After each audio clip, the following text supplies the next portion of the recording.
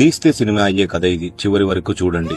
Job కోసం కమ్యూనిటీకి వచ్చిన రెండు ఫ్యామిలీస్ చాలా క్లోజ్ అయ్యాయి. తరచూ కలుస్తూ కొన్ని రోజుల తర్వాత ఒకరోజు ఆ ఇద్దరు స్త్రీలు కలిసి వీకెండ్ ఎలా గడిచిందో అని చర్చించుకుంటున్నారు. మొదటి ఆవిడ, ఏముంది, మా ఆయన వచ్చారు, స్నానం చేసి భోజనం చేసి నేను మాట్లాడుతున్నది కూడా వినిపించుకోకుండా నిద్రపోయారు అని చెప్పింది. ఇంకొక ఆవిడ, మేము మాత్రం సరదాగా బయటికి వెళ్లాము, షాపింగ్ చేశాము, అలా వాకింగ్ చేస్తూ ఇంటికి వచ్చి క్యాండిల్ లైట్ డిన్నర్ చేసి హ్యాపీగా పడుకున్నాము అని చెప్పింది.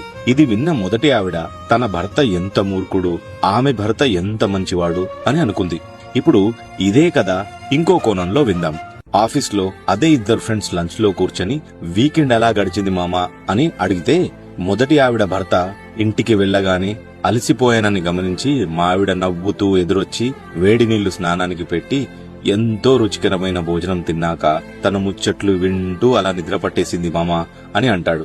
రెండో అతను, నాకు మాత్రం మా ఆవిడ బయటికి వెళ్లాల్సిందే అని పట్టుపట్టి తీసుకువెళ్లి అనవసరమైన వస్తువులు కొని క్యాబ్ బుక్ చేసుకోవడానికి కూడా డబ్బులు లేకుండా నడిచి ఇంటికి వచ్చి అయ్యో కరెంటు బిల్లు కట్టలేదని తెలిసి క్యాండిల్స్ పెట్టుకుని చీకట్లో భోజనం చేసి పడుకున్నాంరా అని చెబుతూ తన మిత్రుడి భార్య ఎంత మంచిది, అర్థం చేసుకుంటుంది, నా భార్య ఉత్త మూర్ఖురాలు అని అనుకున్నాడు.